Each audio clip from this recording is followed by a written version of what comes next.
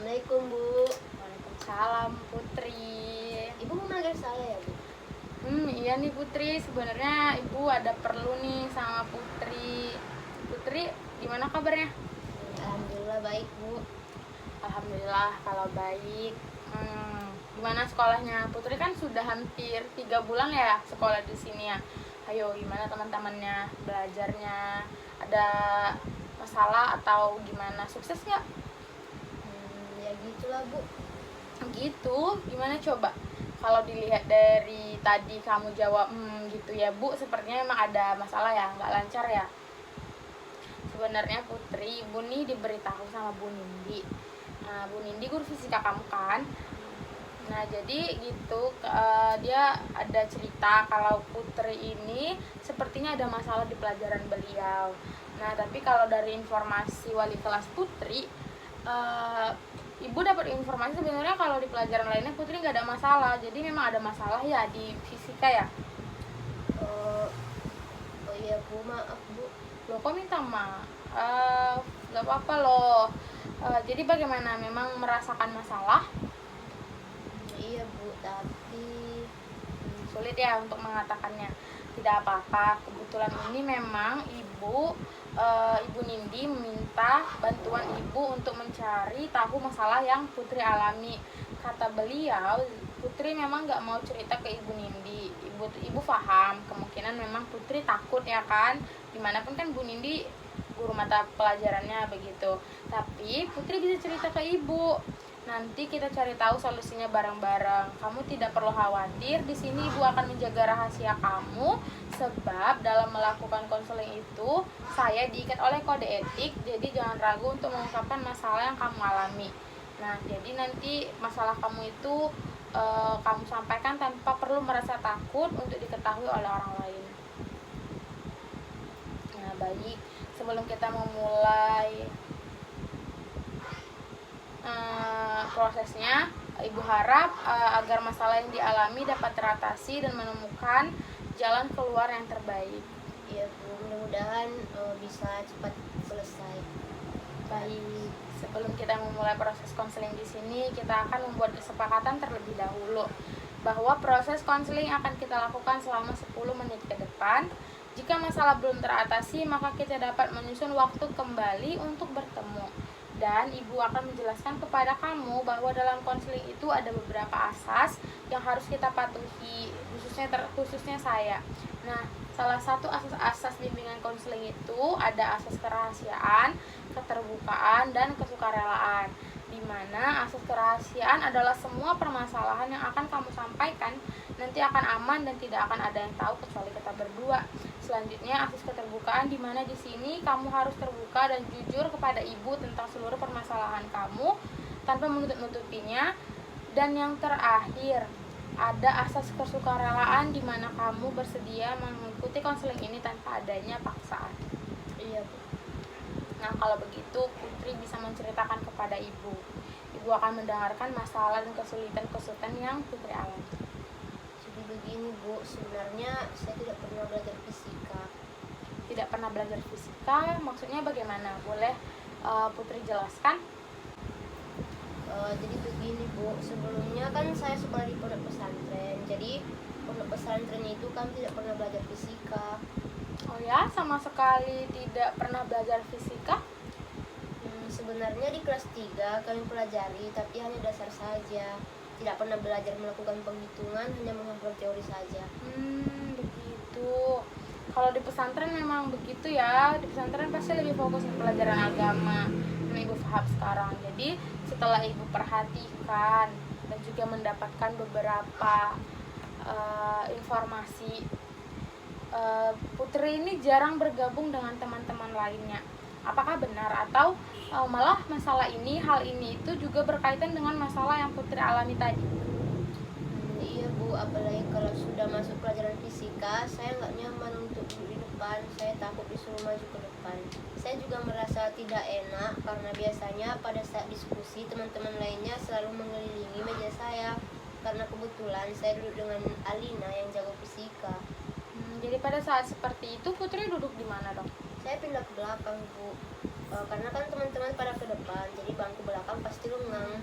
Ya, gue memahami perasaanmu. Nampaknya memang kamu sangat terganggu sekali ya dengan keadaan ini. Jadi karena merasa tidak nyaman duduk di depan, Putri akan pindah ke belakang dan duduk sendirian karena teman-teman yang lainnya berkerumun di meja Putri, dan juga karena Putri takut untuk ditunjuk maju ke depan. Jadi apakah ada alasan lain kenapa Putri memilih untuk pindah ke belakang?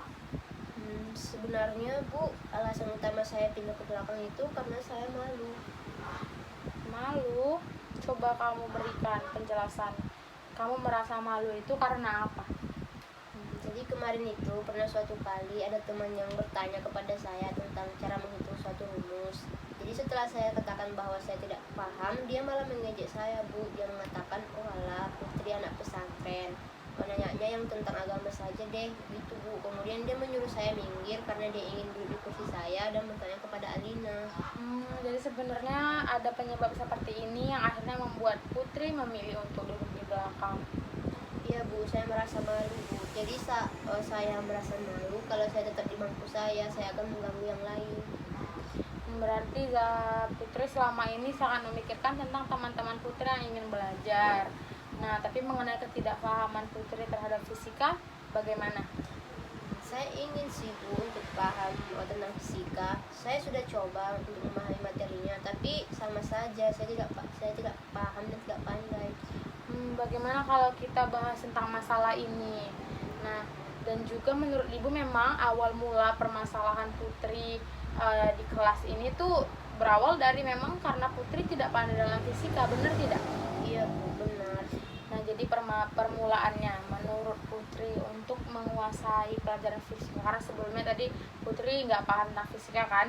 Jadi kalau Ibu tanya menurut Putri untuk menguasai pelajaran fisika apa yang harus dilakukan? Untuk menguasai sesuatu yang pasti harus mempelajari tentang hal tersebut sih, Bu. Harus belajar ya. Selain belajar apalagi yang harus dilakukan? Mungkin menghafal, Bu. Ya benar, belajar, menghafal, dan banyak lagi yang dapat dilakukan. Coba sebutkan hal lain yang harus atau yang bisa kamu lakukan. Bingung ya? Bagaimana kalau begini? Tadi dari yang Ibu tangkap bahwa di kelas Putri ada satu siswa yang pandai fisika. Coba ceritakan pada Ibu kira-kira bagaimana sikap Alina saat pelajaran fisika. Gimana ya, Bu? Soalnya saya kurang memperhatikan. Kalau begini, apakah Alina sering membaca? Apakah Putri pernah lihat Alina baca buku, atau mungkin Alina malah ikut les private, atau ada semacamnya informasi yang Putri tahu?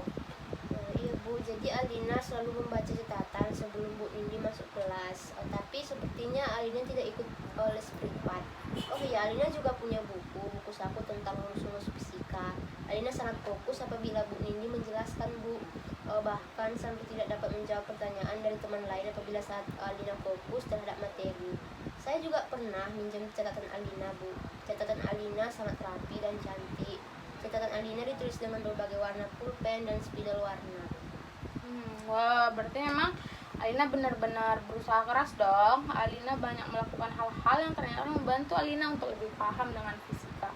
Contohnya Alina punya buku saku, bahkan catatannya juga sangat rapi. Pasti sangat membantu dong.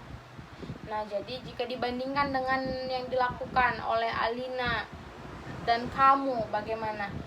Apakah Putri sudah berusaha melakukan hal seperti itu? Belum sih, Bu. Putri juga harus berusaha dong untuk mengikuti kiat-kiat belajar yang dilakukan Alina. Baik, Bu, saya akan berusaha. Ya benar, Putri harus berusaha lebih keras lagi, belajar lebih giat lagi. Jika tidak memahami suatu materi, Putri bisa bertanya kepada Bu Nindya, bisa juga bertanya kepada Alina. Nah, juga kan Putri tadi duduk bersebelahan dengan Alina. Pasti Putri lebih memiliki banyak kesempatan belajar bersama dengan Alina.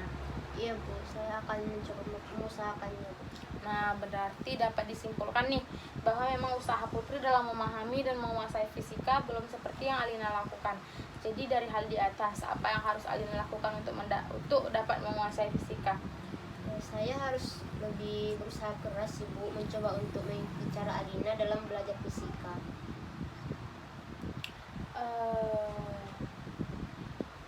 Jadi masalah Putri dalam usaha untuk menguasai pelajaran fisika sudah Putri pahami.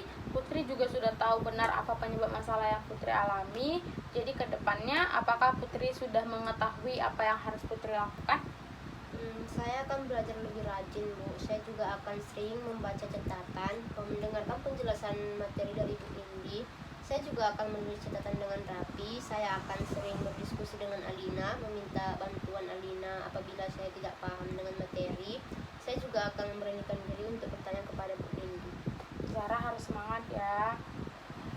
Terus berusaha, harus belajar dengan rajin, konsisten belajarnya, berusaha untuk menyimak materinya yang diberikan oleh Ibu Nindi. Jangan takut untuk bertanya, oke? Iya Bu, terima kasih Bu. Nah, karena Putri sudah memahami masalah yang dialami, sudah mengerti tindakan yang harus dilakukan, berarti Putri sudah tahu dan sudah bagus banget nih dalam memahami diri sendiri. Nah, sesi kita sudah hampir habis nih waktunya. Bagaimana sekarang perasaan kamu? Saya sudah merasa lebih baik sih Bu. Saya juga merasa semangat untuk pertemuan mata pelajaran fisika besok. Insya Allah saya akan berusaha sekuat mungkin Bu. Oke deh kalau begitu. Kalau Putri sudah merasa baikan, Putri juga sudah semangat untuk menghadapi fisika. Masih ada yang ingin Putri sampaikan? Sudah tidak ada sih Bu. Terima kasih Bu. Baiklah, jadi kita sepakat untuk mengakhiri sesi konseling kita hari ini. Kedepannya kita akan lihat bagaimana kira-kira perbedaannya setelah Putri melakukan usaha seperti yang dilakukan oleh Alina. Baik Bu, terima kasih banyak Bu. Sama-sama nak, semangat ya. Ya Bu, saya permisi dulu Bu. Assalamualaikum. Waalaikumsalam.